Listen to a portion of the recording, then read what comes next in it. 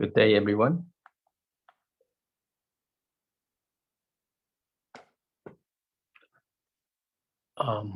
We'll continue to talk on the platform Sutra, the chapter of Prajna.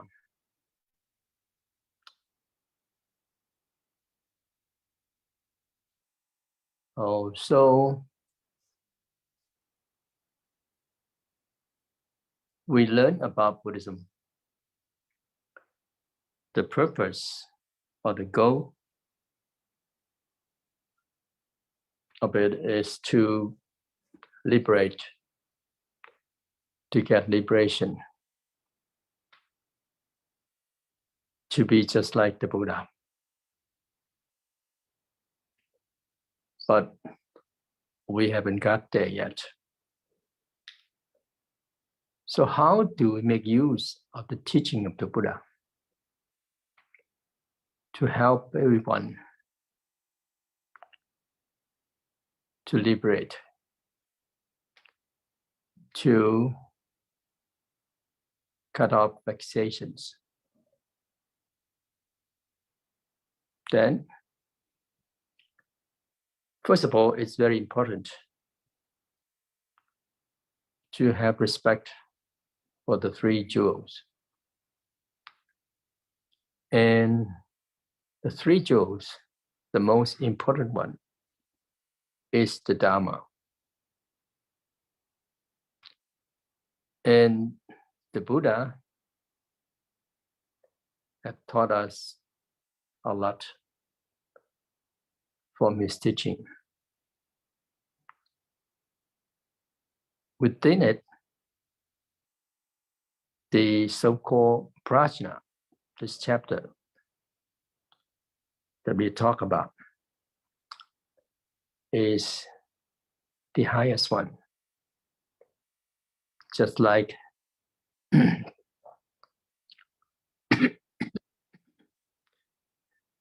the platform Sutra that says, Maha Prajna Paramita is the most honor, the supreme, the primary.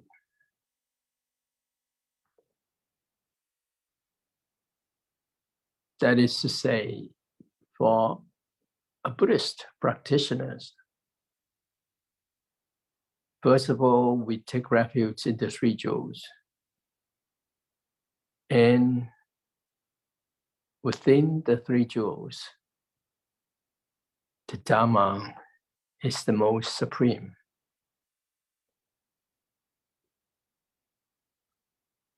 When we pay homage to all the Buddhas, it is not to worship the Buddha, or it is not to worship our teacher, but actually it's the teaching from the Buddha, the teaching from the teacher. That is what we praise for. That is to say, Prajna is the most precious one. So the so-called Maha Prajna Paramita, when it is translated into English, it is called the great wisdom of deliverance. What is it that it's delivering? Well, it is delivering from this shore of vexations to the other shore of the so-called great wisdom, so that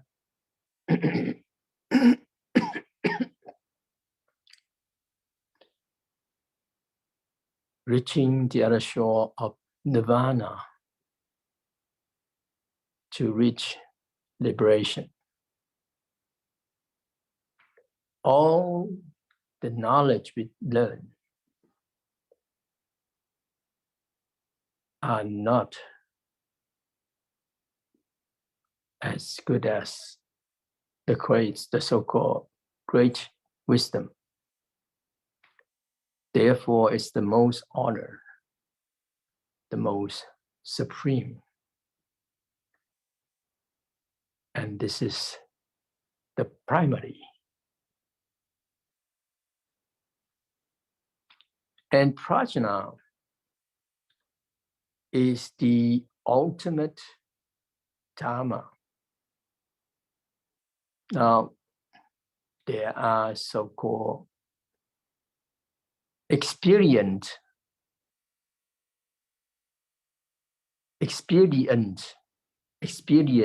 means and the ultimate means. So in the teaching of the Buddha, if talking about this expedient means, then it is to say, when the Buddha teach to different sentient beings,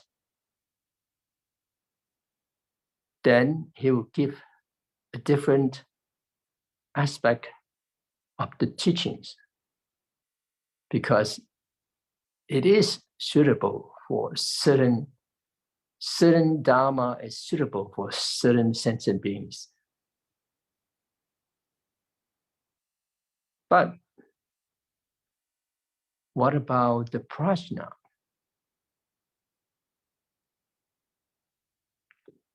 Within the expedient means,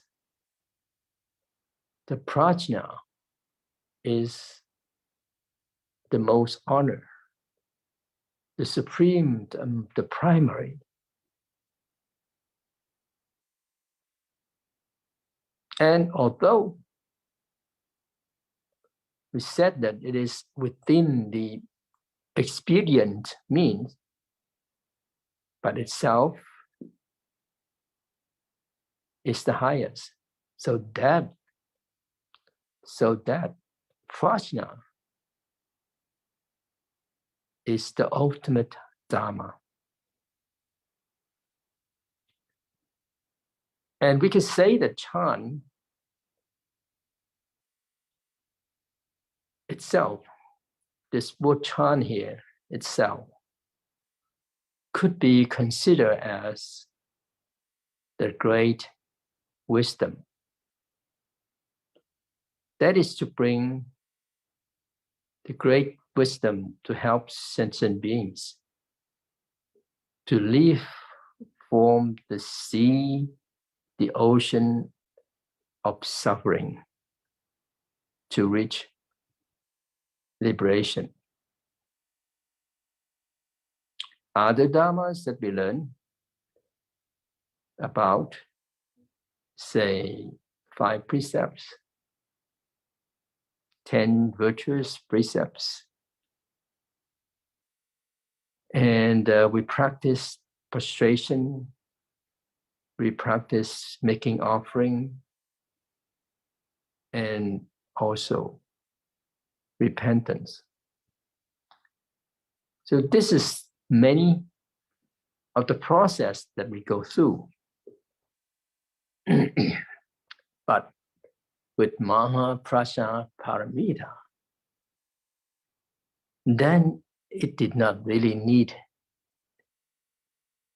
any other methods, but it is directly going from this samsara, life and death matter, to go beyond life and death, from vexations to liberation. Therefore, it is said it is the most honored, the supreme, the primary. If we say so, then what is it that you're looking for? Are you just looking for this ultimate Dharma? actually, it's not so easy to say. If we said that I just want the ultimate Dharma, then there is a story that the Buddha talked about. That story is called Castle in the Sky. There was a person who visited his friend's house. And then he sees that on the third floor, it's very, very beautiful. The first floor, just like his house. The second floor, not much different. But when he sees the third floor,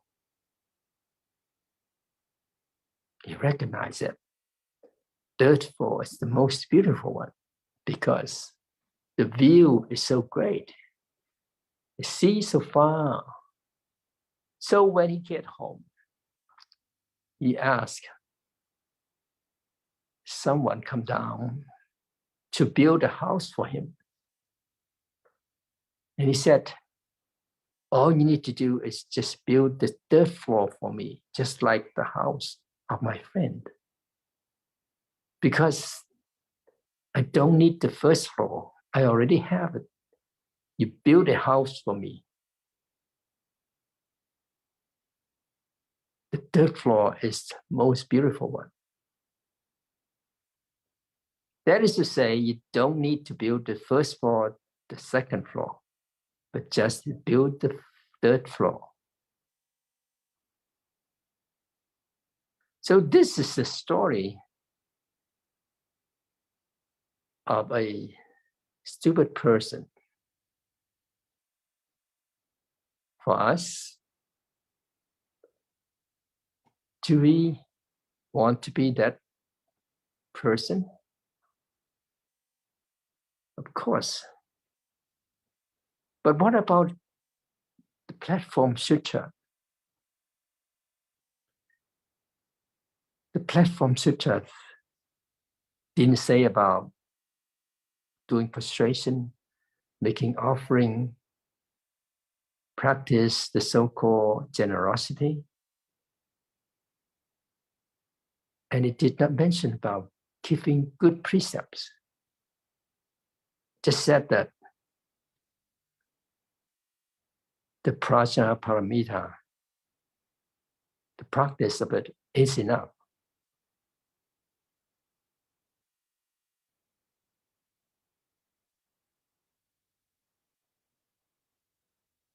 Is that right?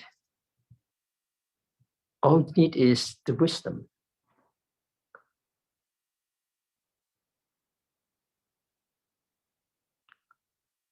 Of course, when we learn about the platform sutra, some of us may think that way, may think that, yes, this is like this. So some people go around will say that, oh, I practice just like Bodhisattva. And saying that relaxation is Bodhi. It seems like this person is very, very smart. But probably this is not the case. Seems like this person, this kind of person, is very smart. So they read some books, they hear somebody talking, and then they think, yes, this is a good one. This is a shortcut that I could take. Whoever practice slowly, I don't need to do that. All I need to do is just go ahead with this. So they think that they're very smart, but actually they're not. And here, exactly that we are talking about here is that in the Platform Sutra, it talks about the result. It talks about the highest vehicles. What about the lower vehicles? Well, since many people already knew about this basic one, so in the Platform Sutra, it will not reiterate again. So therefore, we should not be mistaken that all the Platform Sutra talk about is the ultimate Dharma. And right from the beginning, you could acquire, you could get the ultimate one. You don't need to have this expedient means, not at all.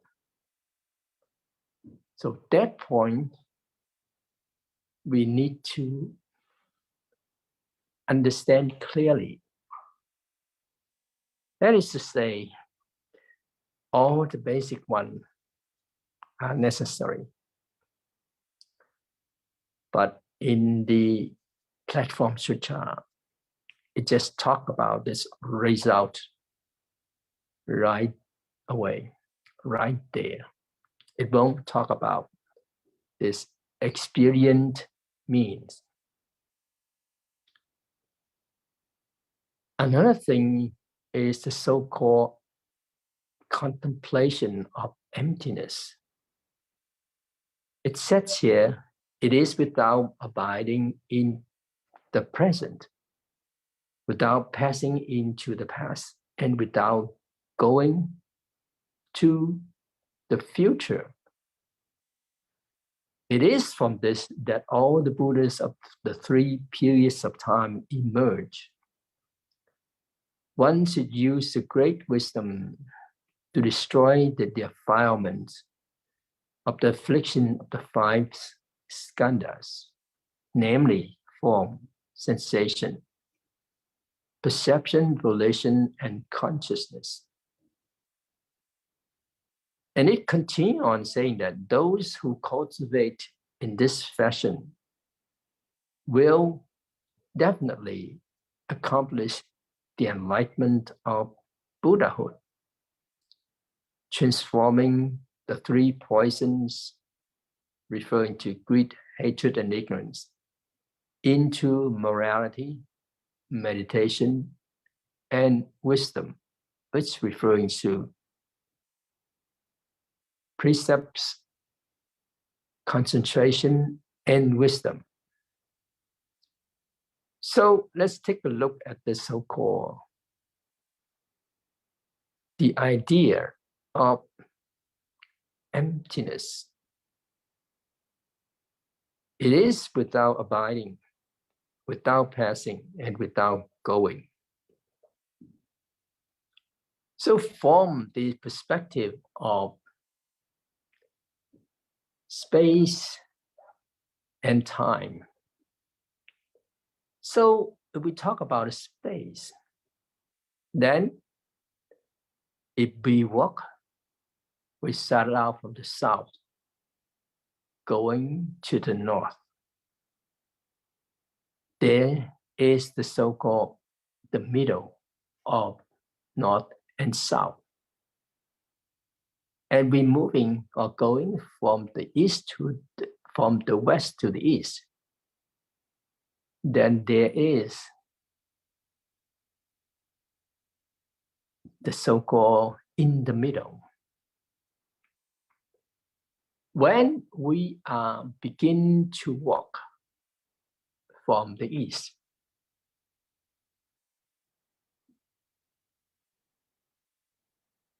to the west, if we are already walking,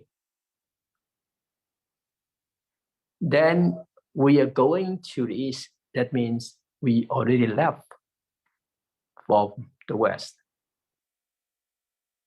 So if we are going from the south to the north, while we are walking, while we're leaving, then we already left the south and going towards the north.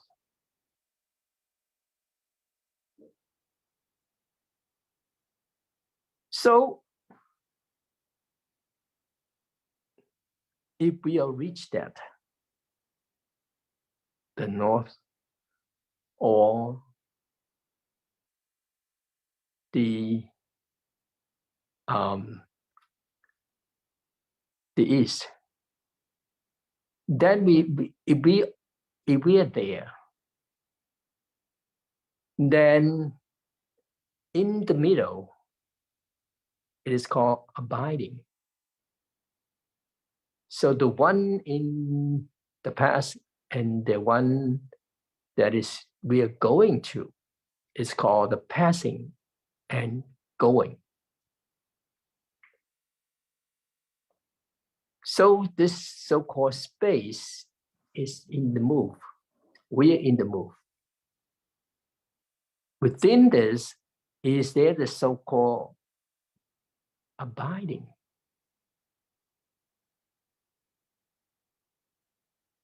But when we are moving,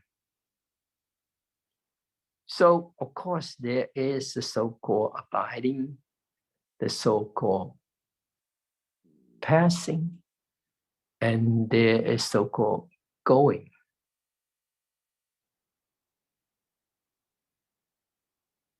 But if we keep on moving, then there is no abiding. But preparing to start the journey, then there is the so-called abiding, the so-called passing, the so-called going. As time concerned, then we are also moving from the past to the present, and from the present going to the future.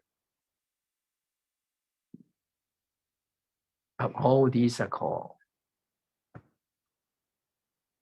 passing, abiding, and going.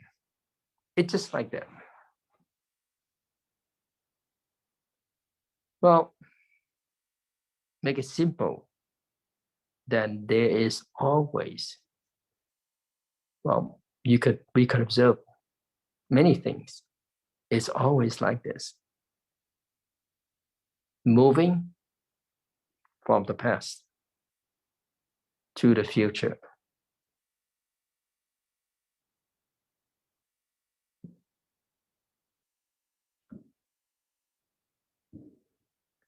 But from the perspective of the so-called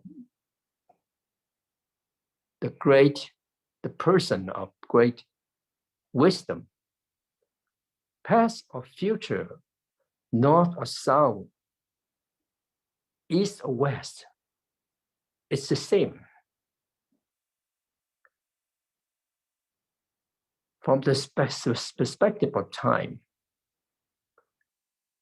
they do not abide to these 3 periods of time, but they never leave from these 3 periods.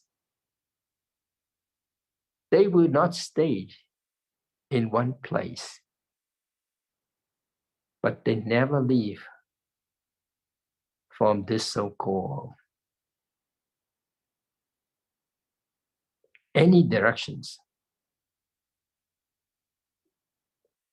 Not abiding to any place, but not living from any place. Time-wise, it's the same.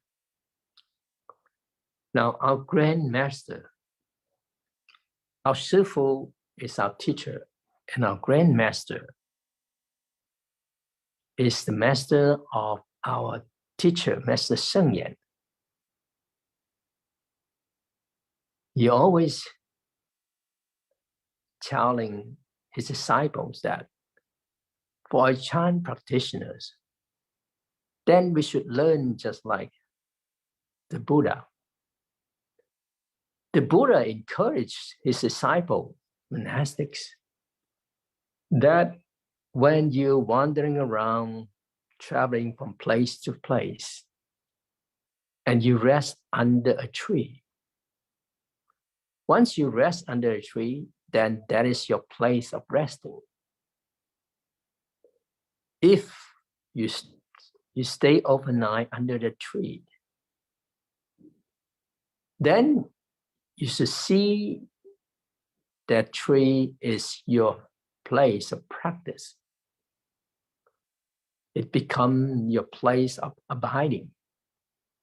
You should take good care of the place. Take good care of the environment around it. And the next day you leave, when you leave from the tree, then you should not think about that place anymore. You should not think about the tree anymore. And you're going to another place, another tree. Once you are going, you're reaching the other place or the other tree. Then you take that place as your place of practice. And you stay there. Take good care of it.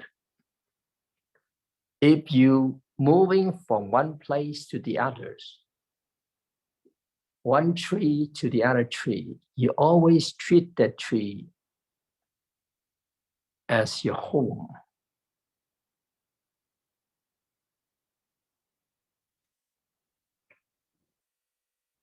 If a practitioner see that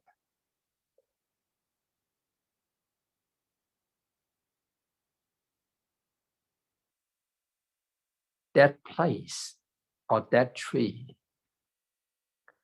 is not the place of your practice, then what happens? Then he will not really practicing. But if he take every place, every tree that he's resting,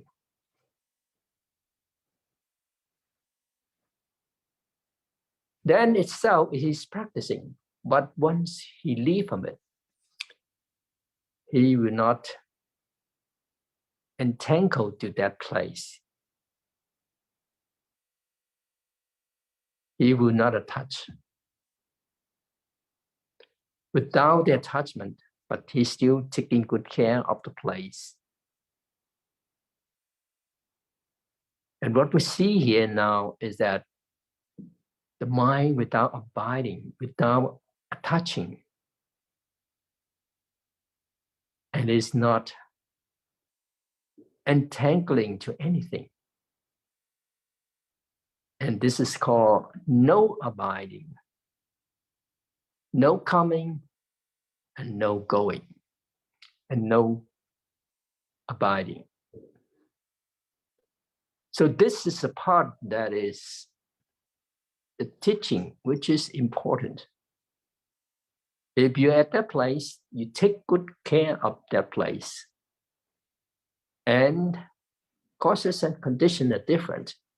And you leave, then you don't attach to that place.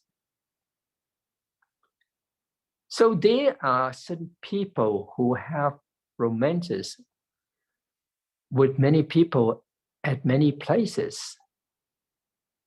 And there are people who always have the name be remembered throughout the ages. It's different. If you leave the name that people will remember, that is to say, you take good care of the place that you're staying. And because of that, that place will be benefit to other people. But for those who have romance with many peoples at many places, they were thinking that, oh, this place is lovely. I like this place. And then going to another place, you also say, oh, this is really nice. I love it. So many places that he or she visited, and in their mind, they have so many places, so many people. They will have the mind on to those places, the people, and it's called abiding. It's called having attachment. They're staying there. There is the so-called passing and going, because they think that this is my home and the other place is also my home. When I'm in the East, this is my home. When I'm in the West, this is my home. And then when he goes to another place, he will miss the previous place. And everything is abiding right there. Now, it does not really just referring to the place, but actually for our career, for our company, for our relatives, for our wealth, everything will be a place of abiding that we cannot let go. Understand? So the contemporary, very well-known master in Taiwan, Guangqing, he has a famous saying of, without coming, without going, there isn't anything at all. It had become a very famous saying of the master. And people just reciting it, repeating it again and again. Well, actually, we see that this is referring to the so-called impermanence, that we should not abide, we should not attach to. But how much could we do it? We should know ourselves clearly. What is it that we are attaching to? We cannot let go. Is it just the family? Is it just the house, the home? Or is it something else that we can't really let go of? Continue on with this so-called to destroy the defilement of the affliction of the 5 skandhas. How do we destroy it? Well, of course, we need to use wisdom. So these 5 skandhas, the defilements, 5 skandhas referring to our body and our mind, and whatever that is the activity of our mind. And because of these activities, that karma is created.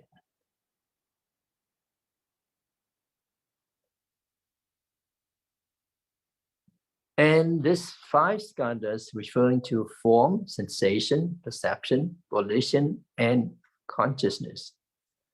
This referring to our body and mind. One is physical, the other one is mental or spiritual.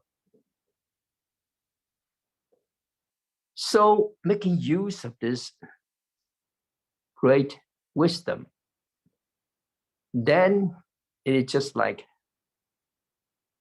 what it is said in the Heart Sutra. Practicing in the deep prajna paramita to perceive that all five skandhas are empty. If one is really using this profound prajna paramita right here, it's the same with this so-called Mahaprajna Paramita. If we could do so, then we will be able to reach Buddhahood. And transforming these three poisons, greed, hatred, and ignorance, into the three kinds of practice: precept, meditation or samadhi, and wisdom. And practicing it so that we will realize the result.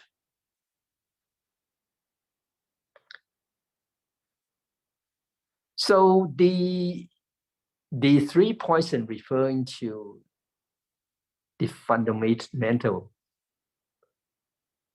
vexation that we have, greed, hatred, and ignorance. It has a very strong strength or force that it could harm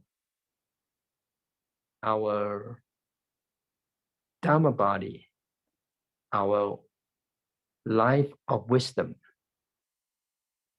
Now, the so-called Dharma body, the wisdom light we inherently have. But how come we do not realize? It's just because we have these three poisons that harm us.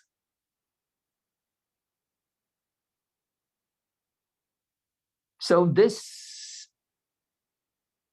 so-called precept, samadhi, and wisdom, and the so-called the three poisons are just two sides of one hand. So if we want to sever these three poisons, then we use these three kinds of so-called learning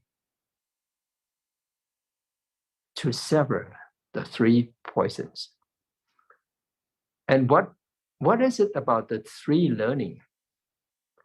Well, it's referring to the training or the study in higher morality or noble morality study. As the first one, the second one is the higher mentality or noble samadhi study. And the third one is the higher wisdom. It's called the noble wisdom study of the learning. So in one hand, we practicing these three noble learning or training. You could reach the so-called the four fruitful states, referring to the Arhat, which is the first one. We need to practice it, practice these three learning, higher learning.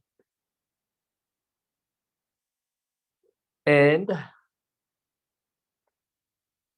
the noble morality study or learning is to keep our body, to keep our mind, and to keep our speech, not to create bad karma. And the so-called noble concentration study or the learning is actually the practicing of samadhi. Is to bring this scattered mind, the impure thoughts, to bring them so that one could be purified and one will be able to realize the path of liberation.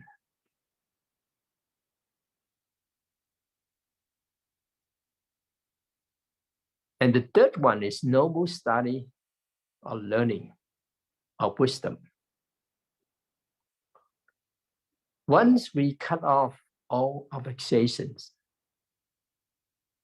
our original enlightened nature will manifest.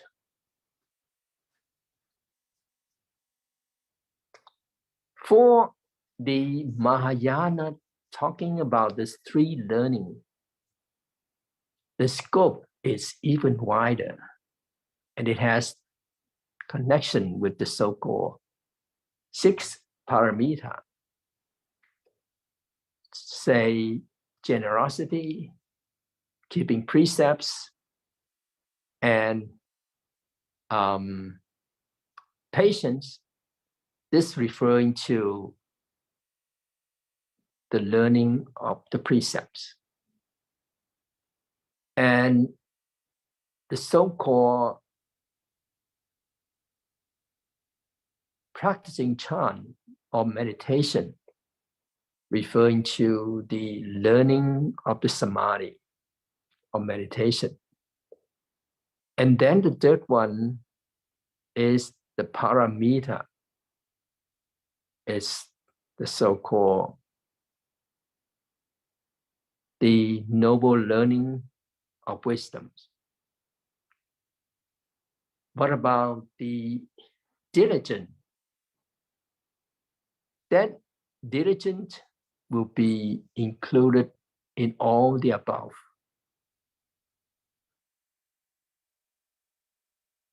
Included in the precepts, samadhi, and prajna.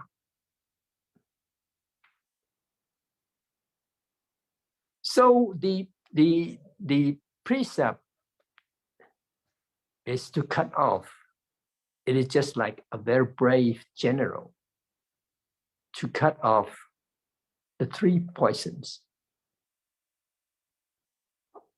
Samadhi is to bring this scattered mind, chaotic mind, to sever them. It is just like a very, very sharp weapon to cut off this scattered mind, this wandering mind. And then wisdom is the medicine that cure our sickness. And of course, for the Mahayana practitioner, we all need this practicing diligently for all the three learning above. So although we talk about these three kinds of learning, but actually they're helping each other. They're supporting each other. If we don't have precepts, we will not be able to reach samadhi. If we don't have samadhi, we cannot reach or we cannot develop this wisdom. So we cannot lack any of them.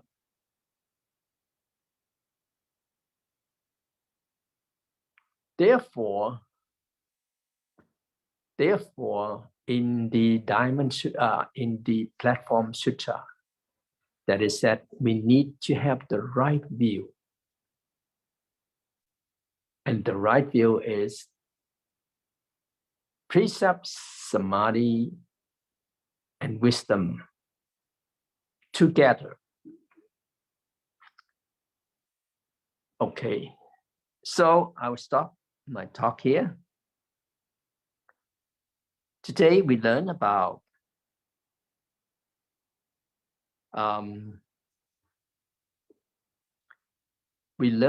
this expedient means and the ultimate means. The ultimate always need is expedient means. But just because the Platform Sutra talk about this prajna, paramita, as the most supreme, the primary, so it did not really need to really mention about all these precepts, all this practicing gradually, but we still need that. And the three learning here, none of them are lacking, but they all together. Precepts, samadhi, and wisdoms. Okay, so this non-abiding is not too attached to anything. But when we're doing these things, then we try our best to make it to the utmost. When causes and conditions are not there, then we let go. We don't hang on to them. It will not become our burden. And that we could practice in our everyday life. We could see ourselves clearly. What is it that we are attaching to? We try to relieve them, release from them. Okay,